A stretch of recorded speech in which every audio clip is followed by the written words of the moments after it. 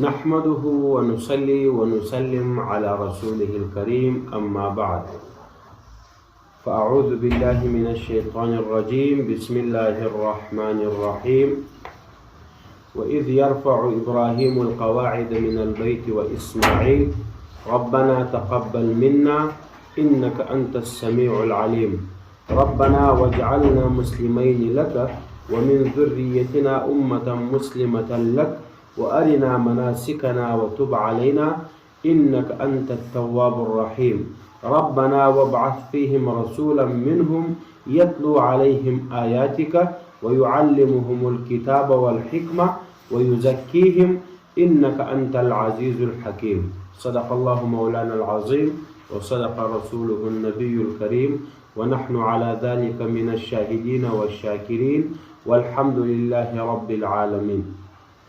مستاسنن د جناب محمد مصطفى احمد مجتبى خاتم الانبیاء صلی الله علیه وسلم سیرت شروع کوو د هغه د ژوند په باره کې چې کوم معلومات دی هغه معلومات مستاسی حاصلوو. پیغمبر علیه الصلاة والسلام د الله سبحانه وتعالی آخري پیغمبر دی، خاتم النبیین دی، د ده وروسته بل پیغمبر دنیا ده بیا الله سبحانه وتعالی نه راوستی. د نبوت سلسله پر جناب محمد مصطفى احمد مجتبى صلی الله علیه وسلم باندې پای ته ورسېدل. کتاب والا ابو الحسن علي الندوي رحمه الله چې مفکر اسلام ورته وایي او دغه قصص النبیین پنځم جلد دا ابو الحسن علي الندوي رحمه الله لیکلی دی.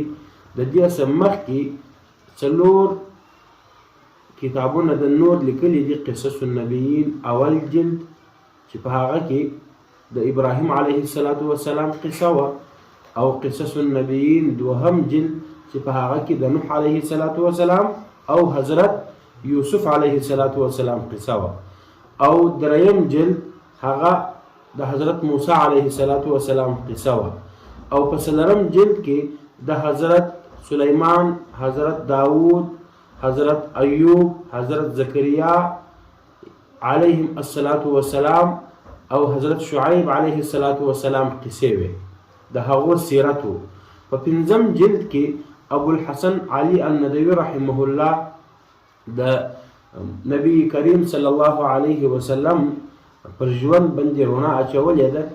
د دغه سیرت په دوو کتابو کې لیکلی دی. یو قصص النبیین للاطفال د ماشومانو دپاره دی، هغه دغه دی، او بل سیرت دی لیکلی دی هغه د هغه کې تحقیق یو څه زیات دی، هغه د غټانو دپاره دی. خو البته دغه قصص النبیین للاطفال چې د ماشومانو دپاره دی لیکلی دی، دا دې ته لکه څنګه چې ماشومان ضرورت لري، غټان هم په هغه اندازه ضرورت لري. غټان هم په پرپر اندازه باندې د دې کتاب سره د پیغمبر علیه السلام د سیرت څخه پرپره ګټه او خوند اخیستلی شي. نو موږ نن دا کتاب شروع کوو. د دې کتاب شروع ابو الحسن علي الندوي رحمه الله په یو څه مقدماتي خبرو باندې کړې ده. د هغه وروسته د پیغمبر علیه السلام در بعثت مخکې چې الله سبحانه وتعالی پیغمبر علیه السلام دنیا ته نو راستولی، د هغه مخکې حالاتو یې څه خبرې کړې دي، او د پیغمبر علیه السلام سلسله نسب چې د الله رسول د چا د اولادې سو د هغه بیان یې کړی دی. نو موږ تاسې راځو کتاب شروع کوو. قبل البعثه، اول عنوان دا دی قبل البعثه. د پیغمبر علیه السلام در بعثت مخکې څه حالات و؟ څه ول؟ مکه و قریش. اول ابو الحسن علي الندوي رحمه الله د مکې معظمې او د قریشو بیان کوي. دی وایي قصد سیدنا ابراهیم مکه. ابراهیم علیه السلام اراده وکړه چې مکې معظمې ته ولاړ سي. وهي في واد محصور بين جبال جرداء ليس فيه ما يعيش عليه الناس. ابراهیم علیه السلام په داسې حال کې د مکې معظمې د تلو اراده وکړه چې مکه معظمه یو شله وه، محصور بین جبال جرداء، چې دغه شله باندې شاوخوا راګرځېدلې ول، دا شله بنده ول په لغړو غرو باندې، پر دغه مکه معظمه باندې شاوخوا لغړ غرونه راګرځېدلي وه چې په هغه غرو کې نه واښه وه نه شنګیاوې نه درختې ولې. مکه معظمه د غرو په مابینځ کې یو شله وه. لیس فیها ما یعیش علیه الناس، په دغه مکه معظمه کې هغه سهولیات نه وه، هغه څه نه وه چې انسانان په هغه باندې خپله زندګي تېروي. د ژوند چې کم سهولیات دي، کم بنیادي ضروریات دي، هغه په مکه معظمه کې موجود نه وه. من ماء، نه دلته اوبه وې، و زرع، نه په دغه علاقه کې کښت و کرونده وه، و میرة، نه په دغه علاقه کې غله او دانه وه چې انسانان خپله زندګي په تېره کړي. ابراهیم علیه السلام د دغه وچ او غیر آباد ځای چې مکه معظمه وه د دې اراده یې وکړه.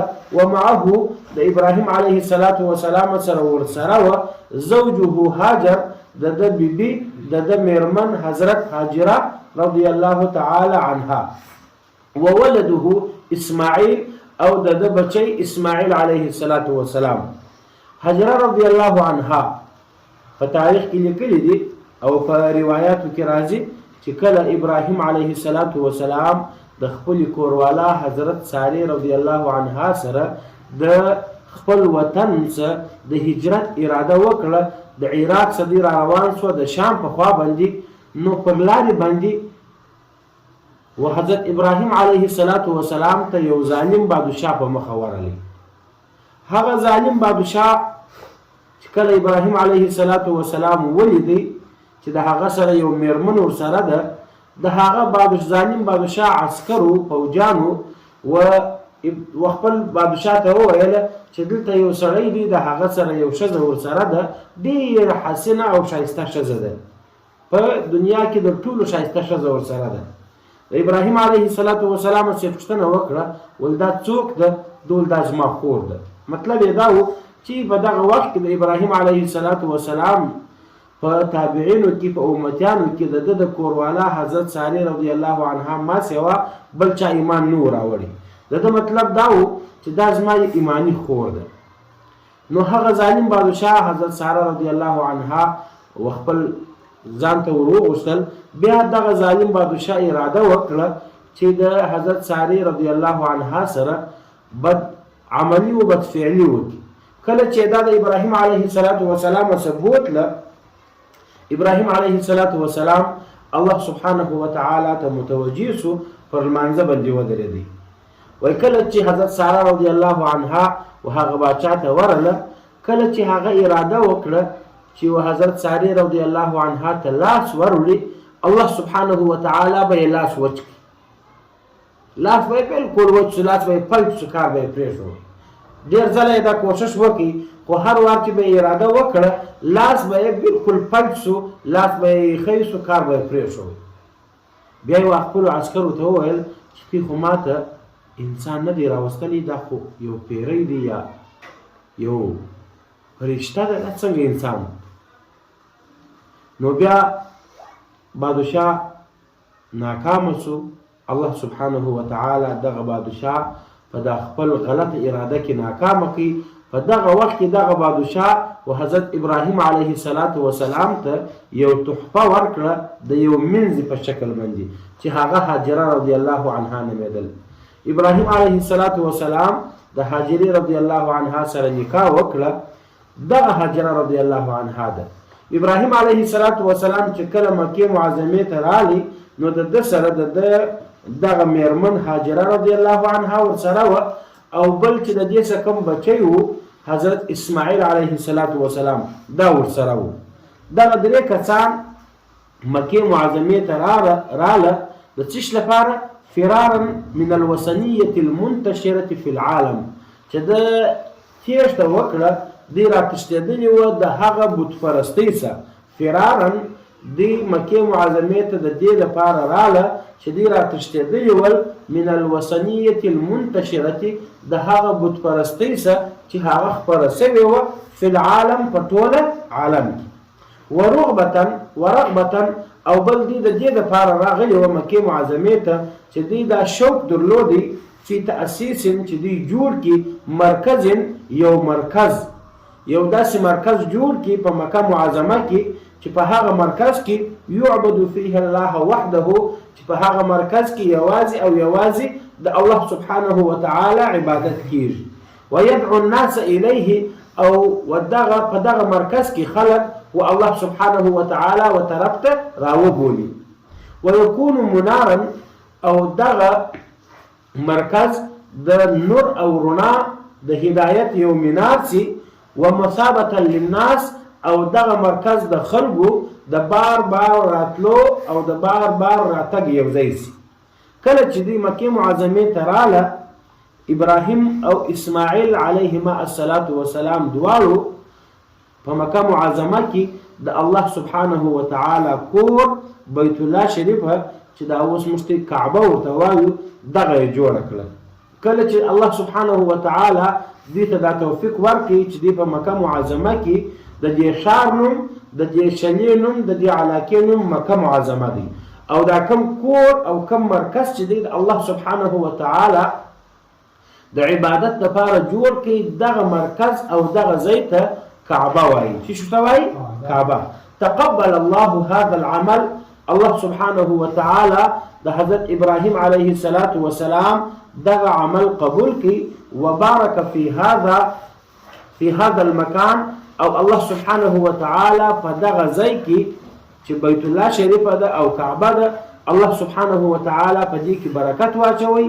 واجر الله الماء، او الله سبحانه وتعالى جاری کړل د مځکې سوبه لهذه الاسره المباركه الصغيره، دغه مبارکي او کوچنی کورنۍ لپاره، المؤلفه چې دغه کورنۍ جوړول من ام و اب، د مور او د یو بچی سره، چې مور هاجره رضی الله عنها او بچی حضرت اسماعیل علیه الصلاة والسلام.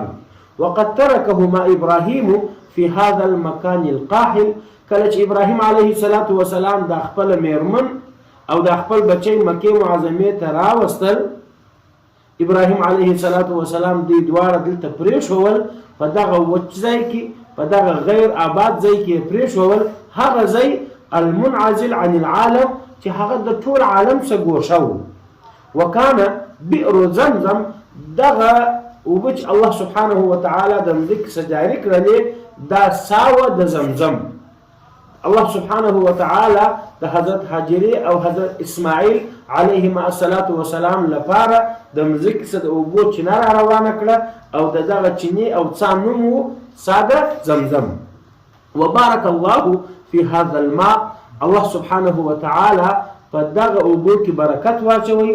فلا يزال الناس، همیشه خلق یشربون منه، دغه اساس اوبو چې ګوره څو زره کاله کېږي، 4-5 کاله کېږي چې د اسماعیل او حضرت هاجرې رضی الله عنهما د پاره الله سبحانه وتعالى د اوبو یو سا راجاري کړه، اوبه یې راجاري کړلې، 4-5 کاله کېږي دغه اوبه جاري دي، یو سا ده، دغه ساسه په لکاو په کروڑهاو انسانانو اوبه چښي دا نه ختمېږي. ولې؟ الله سبحانه وتعالى په دغه اوبو کې برکت واچوي. برکت دې ته وایي چې یو شی د یو انسان د دنیا او آخرت د دواړو دپاره نافع سي، ګټور سي، او هغه برکت وکړي نه ختمېږي. ګوره یو ساده دغه ساسه هر کال په لکاو په کروڑاو انسانانو اوبه چښي، او بیا یې خپلو شارو ته وړي. ویحملونه، او دغه د زمزم اوبه خلک وړي الى انحاء العالم، د دنیا و کنجو کنجو ته، د دنیا و مختلفو اطرافو ته خلک دا اوبه وړي د ځانه سره، دا اوبه نه ختمېږي. ولې؟ ځکه الله سبحانه وتعالى په دغه اوبو کې برکت واچوي. ونشأ اسماعیل علیه الصلاة والسلام، اسماعیل علیه الصلاة والسلام ځوان سو. کله چې دی ځوان سو، اراد ابراهیم ذبح ابنه اسماعیل، د پلار ابراهیم علیه الصلاة والسلام اراده وکړه چې خپل دغه زلمی او ځوان بچی حلال. په داسې حال کې وهو غلام یسعى، اسماعیل علیه الصلاة والسلام دومره ځوان سو، دومره غټ سو چې د ګلیانو په دا پسو کې به یې ځغستله، داسې ښه تکړه ځوان سو. په دغه وخت کې ابراهیم علیه الصلاة والسلام اراده وکړه چې دا خپل ځوان نازولی بچی حلال کړي. ولې حلالوي؟ ایثارا، چې دی قربانی کې لحب الله تعالی، د الله د محبت د پاره دی قربانی کې، علی حبه، خپل محبت. چې د الله محبت ته ترجیح ورکړي او خپل محبت ورته قربان کړي. ځکه الله سبحانه وتعالی حضرت ابراهیم علیه السلام ته په خوب کې امر کړی و چې خپل بچی اسماعیل حلال. نو ابراهیم علیه السلام اراده وکړه چې د الله محبت لپاره خپل محبت قربان کړي وتحقیقا او ثابت کړي لما هغه څه رآه چې د لیدلي و فی المنام په خوب کې ابراهیم علیه السلام دا ولیدل چې الله سبحانه وتعالی دته امر کوي چې د خپل بچی اسماعیل حلال کړ. بیا ابراهیم علیه السلام دا خپل خوب خپل بچی اسماعیل علیه السلام ته ووایه او ورته ویل چې ای بچی انی ارا فی المنام انی اذبحک، زه په خوب کې وینم چې زه تا حلالوم. اسماعیل علیه السلام ورته وفرمایل چې ای بابکه په کوم څه چې امر شوی هغه کار ته وکړه، ان شاء الله ته به ما پیدا کې چې زه به صبر کوونکی یم، زه به د الله و امر ته غاړه ایږدم. واستسلم تسلیم سو اسماعیل علیه السلام لهذا الامر د دغه امر دپاره، ورضی به او د الله په دغه امر باندې راضي سو. او ابراهیم علیه السلام هم اراده وکړه او خپل بچی پریستی او چاله یې راواخیسته او اراده یې وکړه چې د خپل بچی اسماعیل علیه السلام حلال کړي. خو وفداه الله سبحانه وتعالی دې ته په فدیه کې ورکړي بذبح عظیم، په یو ډېره غټه ذبیحه باندې چې هغه د جنت الله سبحانه وتعالی یو پسه ورته راواستوي.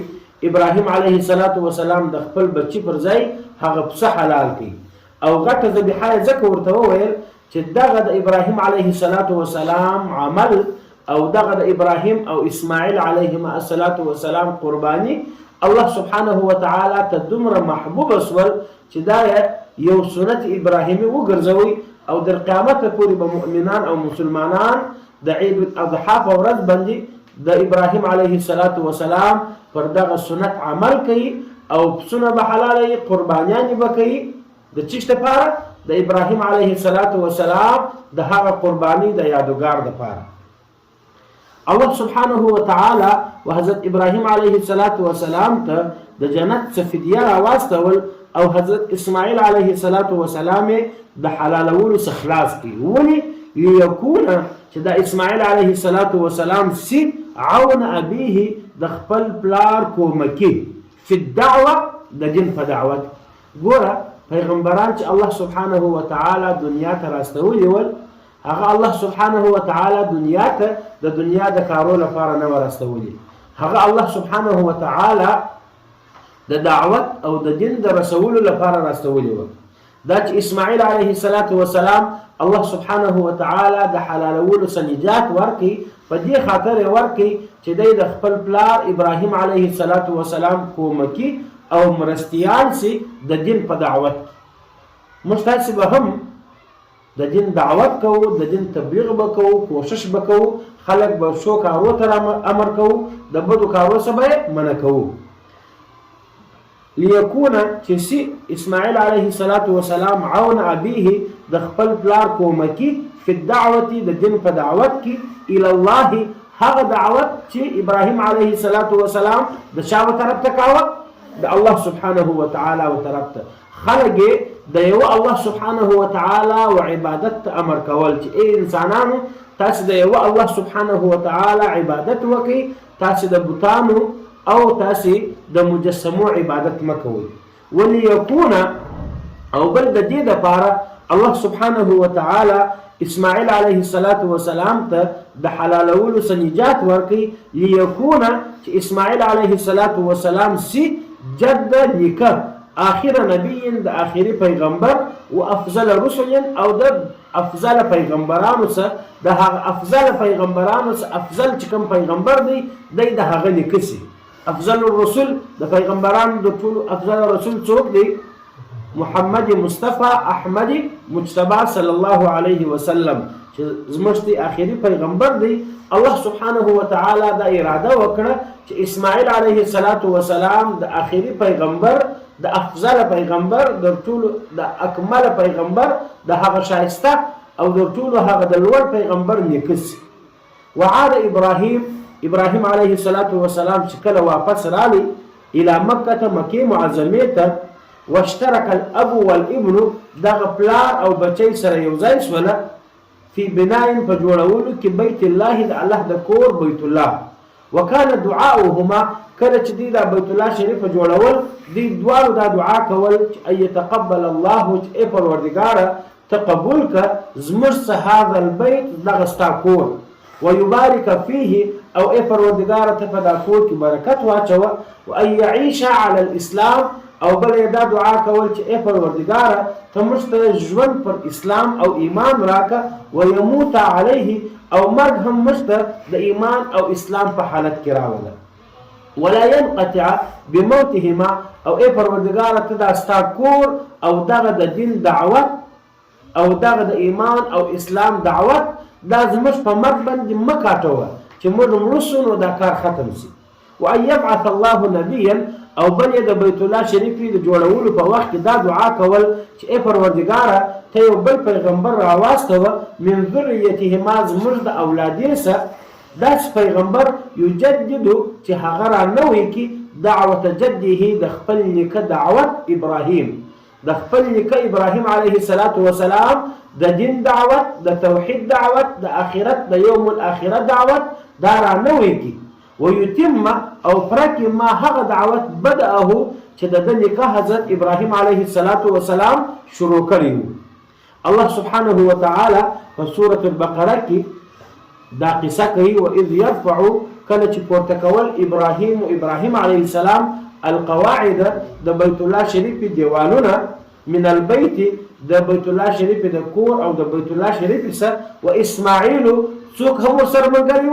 اسماعیل علیه السلام دا دعا کول ربنا اذ پروردگار تقبل منا تدع عمل مستقبل ک انك انت السميع العليم بلا شك تأوریدون کی ذاتی او باخبر ذاتی ربنا اذ پروردگار وجعلنا تمجو برزوا مسلمين لك تدواله تاك تسليم ومن ذريتنا او زمرد اولادي سو برزوا امه مسلمه لك داس امت چې هغه ته تسلیمي وارنا مناسکنا او پروردگار ته مشتراوشه د حج اعمال وتب علينا او زمستوبه قبولك انك انت التواب الرحيم بلا شك تتوبه قبلونك او ډیر مهربانه ربنا اذ مش پروردگار وابعث فيهم رسولا تدعز مش اولادك پیغمبر راواستو منهم چې د دې د نسل صحیح د دې صحیح يتلو عليهم آياتك چې هغه ودی ته د قران آیاتونه وایي